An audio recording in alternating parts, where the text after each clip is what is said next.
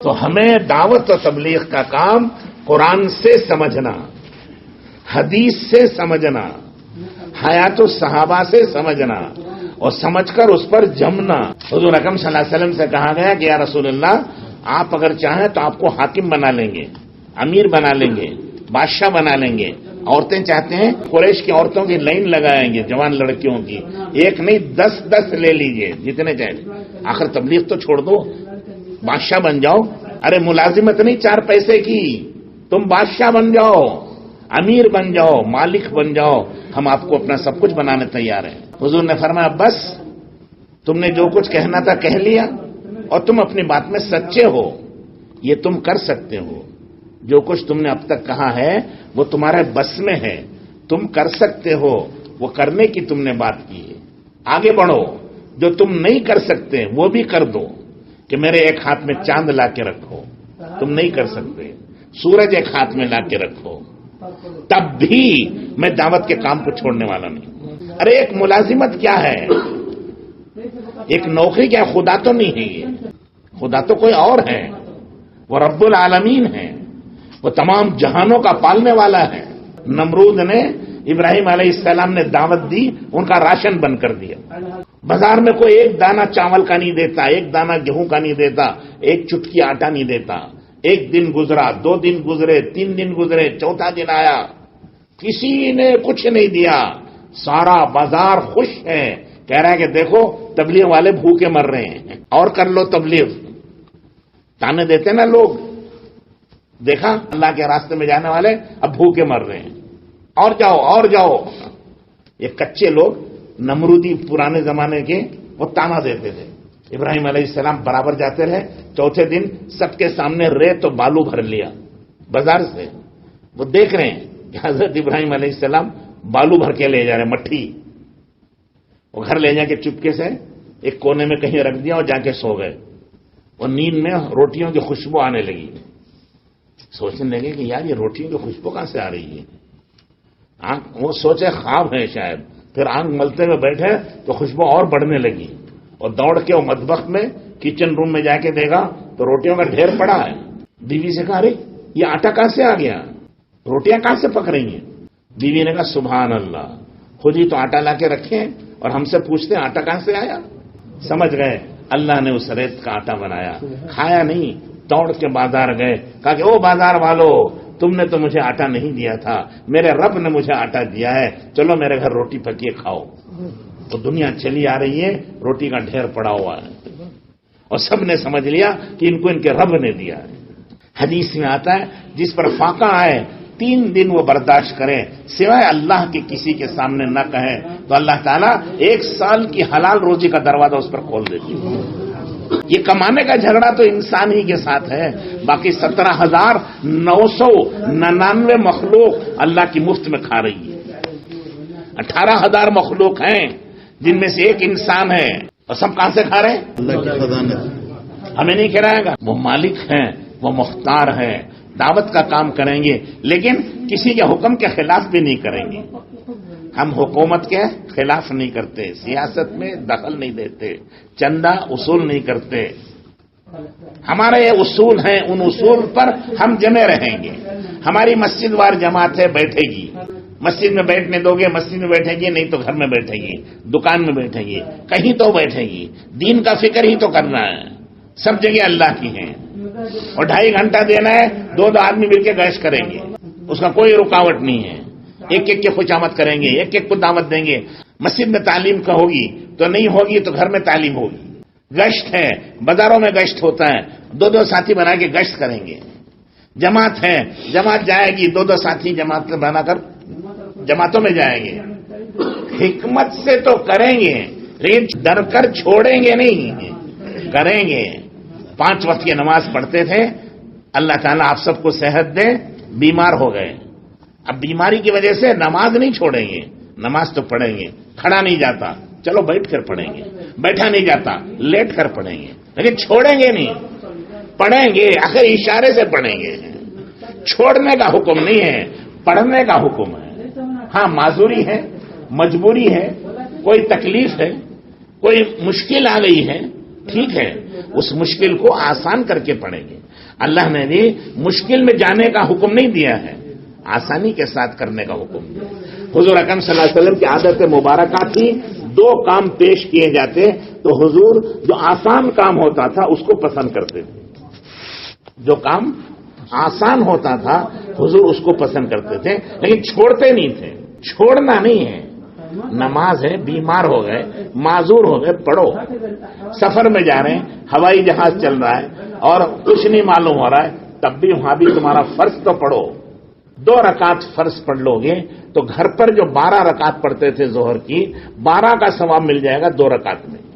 سفر کی وجہ سے اور بیماری کی وجہ سے جو کمی آ جائے گی اللہ اپنی قدرت سے وہ پوری کر دے گا، لیکن چھوڑنا نہیں ہے. سمجھ میں آ رہی؟ بیمار ہو گئے، ڈاکٹر نے کہا بھائی آپریشن کرنا پڑے گا، آپریشن کی بھی تکلیف ہے، پیسہ خرچ ہوگا وہ بھی تکلیف ہے، تو کہ آدمی چھوڑ دے گا؟ لیکن یہ تکلیف صحت کے لیے ہے. ٹھیک ہے، بیماری کی تکلیف سے یہ تکلیف صحت کی طرف لے جائے گی، لہذا اس کا قرض کرو. پیسہ نہیں تو قرض لو. آپریشن یہاں نہیں ہوتا دوسرے ملک میں جا کے کرو، لیکن علاج تو کرو. تو بہرحال دعوت کا کام کرنے کے لیے ہے، چھوڑنے کے لیے نہیں، گھبرانے کے لیے نہیں. خندق کے موقع پر سارا عرب چڑھ کے آیا اور مدینہ ایک چھوٹی بستی، کھیڑا دیہات، 3 طرف سے ایک پہاڑ گھیرے ہوئے تھے، چوتھی طرف آپ نے خندق کھودی. خندق کا حال یہ ہے کہ پیٹ پہ پتھر بندھے ہوئے تھے، بھوک تھی، پیاس تھی، سردی سے بچنے کا کوئی سامان نہیں تھا. کپڑے جو پہنے تھے وہی تھے، زمین سے چمٹے ہوئے تھے. یہ اطراف کے دشمن پوری عرب سے آئے ہوئے ہیں، وہ خوف ہیں، سردی ہے اور دشمن ہے، بھوک، پیٹ پہ پتھر ہے.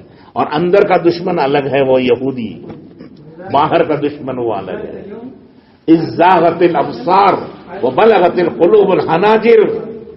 قرآن کہتا ہے کہ ان کے دل و کلیجے منہ کو آ رہے تھے اور آنکھیں چکا چوندھ ہو رہی تھی. کوئی بھیانک منظر کو مقابلہ کرنا تو دور کی بات ہے، دیکھ نہیں سکتا تھا. دیکھنے والوں کی آنکھیں چکا چوندھ ہو جاتی تھی اور سننے والوں کے دل کلیجے کو آتے تھے کہ اب کیا ہوگا، اب کیا ہوگا، اب کیا ہوگا. اور ایک دن اتنا سخت آیا کہ ظہر، عصر، مغرب 3 نمازیں قضا ہو گئی. دشمن ایک دم اوپر گر گیا.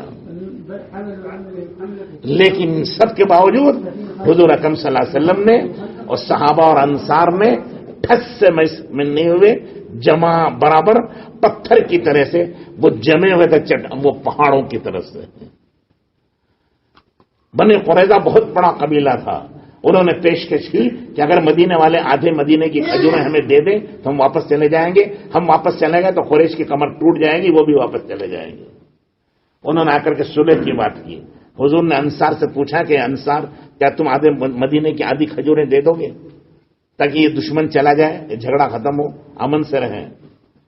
تو انصار نے کہا یا رسول اللہ، اللہ کا حکم ہے تو پوری لے لیجیے، آدھی نہیں پوری، اور آپ کا حکم ہے تو پوری لے لیجیے، اور اگر نہیں صرف ہماری رعایت میں کہہ رہے تو مدینے کی ایک کھجور کوئی ہم سے نہیں لے سکتا. یا تو ہم مہمانی میں کھلا دیں گے یا ہم بیچ دیں گے. باقی زبردستی، یہ صلح صفائی، یہ بزدلی کی بات ہم سے نہیں ہوتی. ہم تو جہالت کے زمانے میں کھجور کسی کو نہیں دیتے تھے، آج تو ہم اللہ کے ماننے والے ہیں، ہم سے کیسے لے گا؟ کہے میدان میں آ جاؤ. اللہ کے رسول نے فرمایا کہ بس تمہارا یہ جملہ اور تمہاری یہ ادا اللہ کو پسند آ گئی، اللہ نے مدد کر دی، جاؤ تم کامیاب.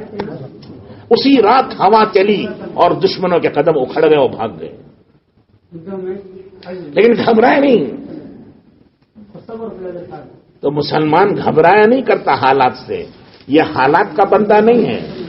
ارے کس کے بندے ہو تم؟ تو حالات کے بندے ہو کیا؟ افرائیت من اتخذ الہہ ہوا. اللہ شکایت کرتے ہیں آپ اس آدمی کو نہیں دیکھتے جس نے اپنے خواہش کو اپنا خدا بنا لیا ہے. کیا جو جی میں آیا وہ کرتا ہے. یہ کون ہے؟ خواہش کا بندہ ہے. لوگ کہتے ہیں جی زمانہ بدل گیا، وہ زمانہ اور تھا. تو یہ کون ہے؟ یہ زمانے کے بندے ہیں. کہتے ہیں جی حالات بدل گئے، اب حالات اچھے نہیں، حالات کے ساتھ چلو. تو کیا ہے؟ یہ حالات کے بندے ہیں، یہ اللہ کے بندے کہاں ہیں؟ حضور نے فرمایا تعیس عبد الدینار و عبد الدرہم و عبد الخطیفہ، برباد ہو جائے سونے چاندی کا بندہ، برباد ہو جائے مال و دولت کا بندہ، مال و دولت کے پیچھے پڑنے والا اور کپڑوں اور سامان والا. اللہ نے اسے اپنا بندہ بنایا، یہ حالات کا بندہ ہو گیا، یہ زمانے کا بندہ ہو گیا، یہ خواہش کا بندہ ہو گیا، یہ مال و دولت کا بندہ ہو گیا. ارے یہ کیسی بری چیز ہے.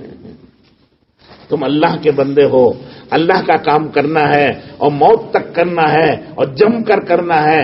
حالات آتے رہیں گے، حالات جاتے رہیں گے، حال کسی کا نام نہیں. ارے آپ سب حال عربی پڑھیں، عربی تو خیر کیا پڑھیں، اردو تو پڑھیں نا. ارے تھوڑا تو پڑھیں نہیں. زمانے 3 ہوتے ہیں، پڑھیں یہ ماضی، حال، مستقبل. یہ سنا ہے؟ ماضی کہتے ہیں گزرے زمانے کو، حال کہتے ہیں موجودہ زمانے کو، اور مستقبل کہتے ہیں آنے والے زمانے کو. ٹھیک ہے، اب ذرا غور سے سنو. مستقبل تو آنے والا، ٹھیک ہے، ماضی پچھلا، اب حال موجود. تو حال کہاں ہے؟ اب کتنے بجے ہیں؟ 6 بج رہے ہیں. 1 منٹ پہلے وہ مستقبل میں تھا نہیں، آنے والا مستقبل میں تھا وہ، اور 1 منٹ اس سے پہلے ماضی میں چلا گیا. جو گیا 6:01 پہلے، 1 منٹ کہاں گیا؟ وہ ماضی میں گیا. آنے والا منٹ کہاں ہے؟ مستقبل میں ہے. جانے والا منٹ ماضی میں ہے، آنے والا منٹ مستقبل میں ہے. حال میں کیا ہے؟